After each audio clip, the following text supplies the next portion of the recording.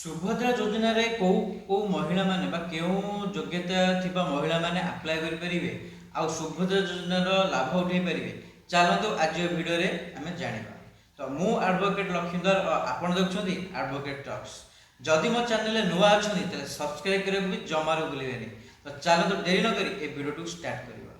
ତ କୋଉ ମହିଳା ମାନେ ବା କୋଉ ଯୋଗ୍ୟତା ଥିବା ମହିଳା ମାନେ ଏ ସୁଭଦ୍ରା ଯୋଜନାର ଲାଭ ଉଠାଇ ପାରିବେ। ତ ଯୋଗ୍ୟତା ଥିବା ମହିଳା ମାନଙ୍କର କିଛି କ୍ରାଇଟେରିଆ ରହିଛି ବା କିଛି କଣ୍ଡିସନ ମଧ୍ୟ ଗଭର୍ଣ୍ଣମେଣ୍ଟ ଏ ଜାଗାରେ ଆପ୍ଲାଏ କରିଛନ୍ତି। ଯେମିତିକି ଯଦି କୌଣସି ମହିଳା ଆମର ଛାତ୍ରବୃତ୍ତି ପାଉଛନ୍ତି ବା କୌଣସି ସ୍କଲାରସିପ୍ ପାଉଛନ୍ତି, ସେମାନେ ମଧ୍ୟ ଏହି ସୁଭଦ୍ରା ଯୋଜନା ଲାଭ ଉଠାଇ ପାରିବେ ନାହିଁ। ତା ସହିତ ଯଦି କୌଣସି ମହିଳାଙ୍କର ଘର ପରିବାରର କେହି ବି, ସେ ପୁରୁଷ ହୁଅନ୍ତୁ ବା ମହିଳା ହୁଅନ୍ତୁ, କୌଣସି ସରକାରୀ ଯେ ଚାକିରି କରୁଛନ୍ତି ବା ଷ୍ଟେଟ୍ ହେଉ ବା ସେଣ୍ଟ୍ରାଲ ଗଭର୍ଣ୍ଣମେଣ୍ଟ ହେଉ ଚାକିରି କରୁଛନ୍ତି, ଏ ଜାଗାରେ ମଧ୍ୟ ସେମାନେ ଆପ୍ଲାଏ କରିପାରିବେ ନାହିଁ। ଆଉ ତା ସହିତ ଯେଉଁ ମହିଳାମାନେ ଏମ୍ଏଲ୍ଏ କିମ୍ବା ଏମ୍ପି ପୋଜିସନରେ ଅଛନ୍ତି କିମ୍ବା କୌଣସି ପାର୍ଟିର କୌଣସି ପୋଜିସନରେ ଅଛନ୍ତି ଓ ସେମାନଙ୍କୁ କିଛି ବେତନ ପାଉଛନ୍ତି, ଏଇ ଜାଗାରେ ମଧ୍ୟ ସେମାନେ ଆପ୍ଲାଏ କରିପାରିବେ ନାହିଁ। ତା ସହିତ ଆମର ଯେଉଁ ମହିଳାମାନେ ଇନକମ୍ ଟ୍ୟାକ୍ସ ରିଟର୍ନ କରୁଛନ୍ତି ବା ITR ଭରୁଛନ୍ତି ବା ତାଙ୍କ ନାଁରେ କୌଣସି ବିଜନେସ୍ ରନିଂ ହେଉଛି, ଏଇ ଜାଗାରେ ମଧ୍ୟ ସେ ମହିଳା ଆପ୍ଲାଏ କରିପାରିବେ ନାହିଁ। ଆଉ ଯଦି କୌଣସି ମହିଳାଙ୍କ ନାଁରେ କିଛି ଗାଡ଼ି ଅଛି, ମାନି ନିଅନ୍ତୁ 4 ଚକିଆ ଗାଡ଼ି ଅଛି କି ଟ୍ରାକ୍ଟର ଅଛି କି JCB ଅଛି କି କିମ୍ବା ବଡ଼ ବଡ଼ ଟ୍ରକ୍ ଅଛି, ତ ଏ ଜାଗାରେ ମଧ୍ୟ ସେ ମହିଳାମାନେ ଆପ୍ଲାଏ କରିପାରିବେ ନାହିଁ। ଆଜ୍ଞା ହଁ, ଆଉ ଆପ୍ଲାଏ କରିବାର ବୟସ ସୀମା ହେଉଛି 21 ବର୍ଷରୁ 60 ବର୍ଷ। 21 ବର୍ଷରୁ 60 ବର୍ଷରେ ଥିବା ମହିଳାମାନେ ହିଁ ଆପ୍ଲାଏ କରିପାରିବେ।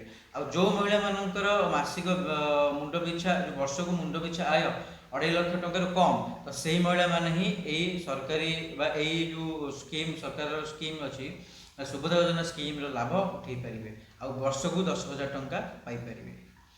ତ ଏଇ ସୁଭଦ୍ରା ଯୋଜନା କେମିତି ଆପଣ ଆପ୍ଲାଏ କରିବେ, ଚାଲନ୍ତୁ ଆରମ୍ଭ ଡିସ୍କସନ୍ କରିବା।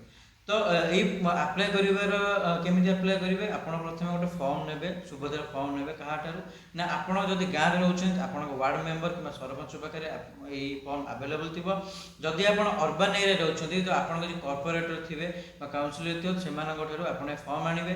ଫର୍ମ ଫିଲ୍ଅପ୍ କରିବେ, ଆପଣଙ୍କ ନାଁ ଫିଲ୍ଅପ୍ କରିବେ, ଆପଣଙ୍କର ଆଡ୍ରେସ୍ ରହିଛି, ଆପଣଙ୍କର କଣ୍ଟାକ୍ଟ ନମ୍ବର, ଯେଉଁ କଣ୍ଟାକ୍ଟ ନମ୍ବର ଆପଣଙ୍କର ଆଧାର ନମ୍ବରରେ ଆଟାଚ୍ ଥିବ ସେଇ ନମ୍ବର ହିଁ ଆପଣ ଦେବେ।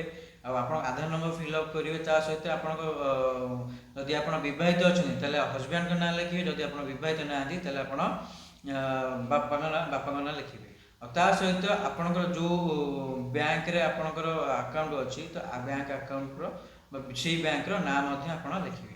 ଲେଖି ସାରିଲା ପରେ ଆପଣ ସେଇ ଫର୍ମକୁ ନେଇକି ଜନସେବା କେନ୍ଦ୍ରକୁ ଯିବେ। ତା ସହିତ ଆପଣଙ୍କ ଆଧାର କାର୍ଡ଼ ମଧ୍ୟ ନେଇଥିବେ। ତ ସେ ଜାଗାରେ ଜନସେବା କେନ୍ଦ୍ରରେ ଆପ୍ଲାଏ କରିବେ। ଆପ୍ଲାଏ ହେଇସାରିଲା ପରେ ଆଉ ସେଟାର ଭେରିଫିକେସନ୍ ହେବ, କାରଣ ଆପଣଙ୍କର KYC ଭେରିଫିକେସନ୍ ହେବ। ଆପଣ ଉଚିତ ମାନେ ହିତାଧିକାରୀ ସୁଭଦ୍ରା ଯୋଜନା ଲାଭ ଉଠାଇ ପାରିବାର ଉଚିତ ଯୋଗ୍ୟତା ଅଛି, ତାହେଲେ ଆପଣ ସେ ଯୋଗ୍ୟତାର ଭେରିଫିକେସନ୍ ହେବ। ଭେରିଫିକେସନ୍ ହେଲା ପରେ ଆପଣଙ୍କୁ 10,000 ଟଙ୍କା ପ୍ରତିବର୍ଷ ମିଳିପାରିବ। ତ ଆଶା କରୁଛି ଆଜି ଏ ଭିଡ଼ିଓରେ ଆପଣ ଜାଣିସାରିଥିବେ ଯେ ସୁଭଦ୍ରା ଯୋଜନାରେ କେଉଁ ମାନେ ବା କେଉଁ ମହିଳାମାନେ ଆପ୍ଲାଏ କରିପାରିବେ ଆଉ କେଉଁ ମହିଳାମାନେ ଆପ୍ଲାଏ କରିପାରିବେ ନାହିଁ।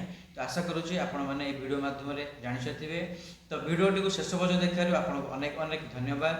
ମୁଁ ରହୁଛି, ଦେଖା ହେବା ଆପଣମାନଙ୍କ ସହିତ ଆଉ ଗୋଟେ ନୂଆ ଏପିସୋଡ଼ରେ। Thank you.